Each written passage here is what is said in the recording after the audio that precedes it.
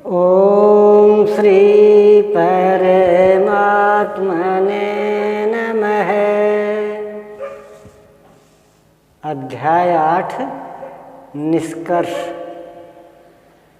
इस अध्याय में 5 प्रमुख बिंदुओं पर विचार किया गया, जिनमें सर्वप्रथम अध्याय 7 के अंत में योगेश्वर श्री कृष्ण द्वारा बीजारोपित प्रश्नों को स्पष्ट समझाने की जिज्ञासा से इस अध्याय के आरंभ में अर्जुन ने 7 प्रश्न किए कि भगवान, जिसे आपने कहा वह ब्रह्म क्या है, वह अध्यात्म क्या है, वह संपूर्ण कर्म क्या है,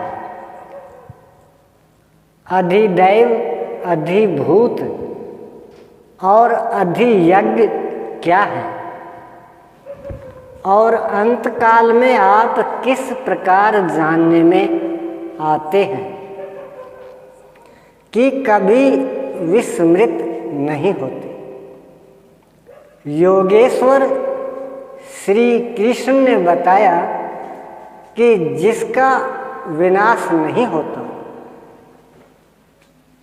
वही परब्रह्म है, स्वयं की उपलब्धि वाला परम भाव ही अध्यात्म है, जिससे जीव माया के आधिपत्य से निकलकर आत्मा के आधिपत्य में हो जाता है, वही अध्यात्म है। और भूतों के वे भाव जो शुभ अथवा अशुभ संस्कारों को उत्पन्न करते हैं, उन भावों का रुक जाना, विसर्ग है, मिट जाना ही कर्म की संपूर्णता है। इसके आगे कर्म करने की आवश्यकता नहीं रह जाती। अतः कर्म कोई ऐसी वस्तु है जो संस्कारों के उद्गम को ही मिटा देता है। इसी प्रकार सर्वभाव अधिभूत है, अर्थात नष्ट होने वाले ही भूतों को उत्पन्न करने में माध्यम है। वे ही भूतों के अधिष्ठाता हैं। परम पुरुष ही अधिदैव है, उसमें दैवी संपद विलीन होती है। इस शरीर में अधियज्ञ मैं ही हूँ, अर्थात जिसमें यज्ञ विलय होते हैं वह मैं हूँ, यज्ञ का अधिष्ठाता हूँ। वह मेरे स्वरूप को ही प्राप्त होता है, अर्थात श्री कृष्ण एक योगी थे। अधियज्ञ कोई ऐसा पुरुष है जो इस शरीर में रहता है, बाहर नहीं। अंतिम प्रश्न की अंत समय में आप किस प्रकार जानने में आते हैं? उन्होंने बताया कि जो मेरा निरंतर स्मरण करते हैं, मेरे सिवाय किसी दूसरे विषय वस्तु का चिंतन नहीं आने देते और ऐसा करते हुए शरीर का संबंध त्याग देते हैं, वे मेरे साक्षात स्वरूप को प्राप्त होते हैं, जिससे अंत में भी वही प्राप्त रहता है। शरीर की मृत्यु के साथ यह उपलब्धि होती हो ऐसी बात नहीं है। मरने पर ही मिलता तो श्री कृष्ण पूर्ण न होते। अनेक जन्मों में चलकर पाने वाला ज्ञानी उनका स्वरूप न होता। मन का सर्वथा निरोध और निरुद्ध मन का भी विलय ही अंतकाल है, जहाँ फिर शरीरों की उत्पत्ति का माध्यम शांत हो जाता है।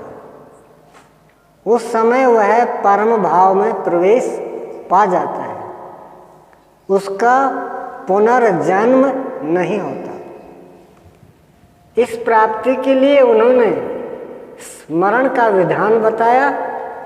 अर्जुन, निरंतर मेरा स्मरण कर और युद्ध कर। दोनों एक साथ कैसे होंगे?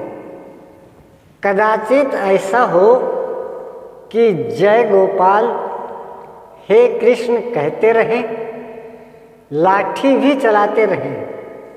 स्मरण का स्वरूप स्पष्ट किया कि योग धारणा में स्थिर रहते हुए मेरे सिवाय अन्य किसी भी वस्तु का स्मरण न करते हुए निरंतर स्मरण कर। जब स्मरण इतना सूक्ष्म है तो युद्ध कौन करेगा? मान लीजिए यह पुस्तक भगवान है, तो इसके अगल बगल की वस्तु, सामने बैठे हुए लोग या अन्य देखी सुनी कोई वस्तु संकल्प में भी न आई, दिखाई न पड़े। यदि दिखाई पड़ती है तो स्मरण नहीं है। ऐसे स्मरण में युद्ध कैसा? वस्तुतः जब आप इस प्रकार निरंतर स्मरण में प्रवृत्त होंगे तो उसी क्षण युद्ध का सही स्वरूप खड़ा होता है। उस समय मायिक प्रवृत्तियां बाधा के रूप में प्रत्यक्ष ही है। काम, क्रोध, राग, द्वेष दुर्जय शत्रु हैं। ये शत्रु स्मरण करने नहीं देंगे। इनसे पार पाना ही युद्ध है। इन शत्रुओं के मिट जाने पर ही व्यक्ति परम गति को प्राप्त होता है। इस परम गति को पाने के लिए अर्जुन, तो जप तो ओम का और ध्यान मेरा कर। अर्थात श्री कृष्ण एक योगी थे। नाम और रूप आराधना की कुंजी है। योगेश्वर श्री कृष्ण ने इस प्रश्न को भी लिया कि पुनर्जन्म क्या है, उसमें कौन कौन आते हैं। उन्होंने बताया कि ब्रह्मा से लेकर यावन मात्र जगत पुनरावर्ती है और इन सब के समाप्त होने पर भी मेरा परम अव्यक्त भाव तथा उसमें स्थिति समाप्त नहीं होती। इस योग में प्रविष्ट पुरुष की दो गतियां हैं, जो पूर्ण प्रकाश को प्राप्त षड्वर्य संपन्न ऊर्ध्वरेता है, जिसमें लेश मात्र भी कमी नहीं है, वह परम गति को प्राप्त होता है। यदि उस योगकर्ता में लेश मात्र भी कमी है, कृष्ण पक्षी कालिमा का संचार है, ऐसी अवस्था में शरीर का समय समाप्त होने वाले योगी को जन्म लेना पड़ता है।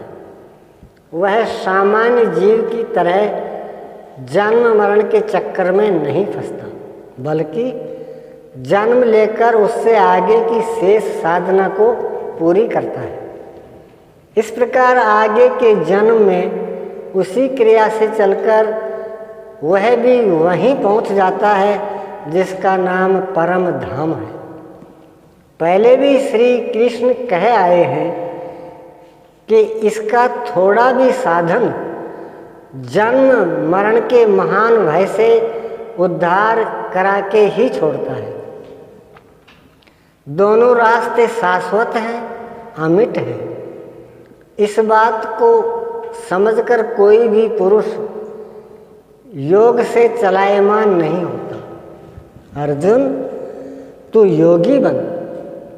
योगी वेद, तप, यज्ञ और दान के भी पुण्य फलों का उल्लंघन कर जाता है, परम गति को प्राप्त होता है।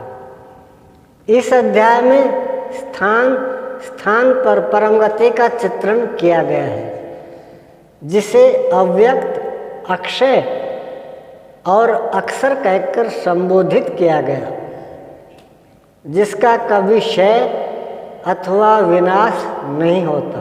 अतः ओम तत्सदिति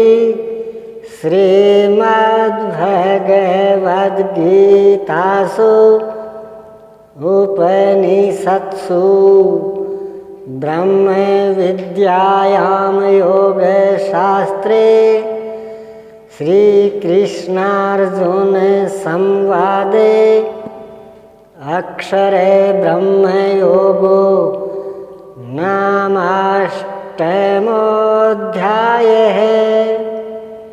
इस प्रकार श्रीमद्भगवत गीता रूपी उपनिषद एवं ब्रह्म विद्या तथा योग शास्त्र विषयक श्री कृष्ण और अर्जुन के संवाद में अक्षर ब्रह्म योग नामक 8वां अध्याय पूर्ण होता है। एते श्रीमत्परमहंस परमानंदस्य शिष्ये स्वामी अडगडानंद कृते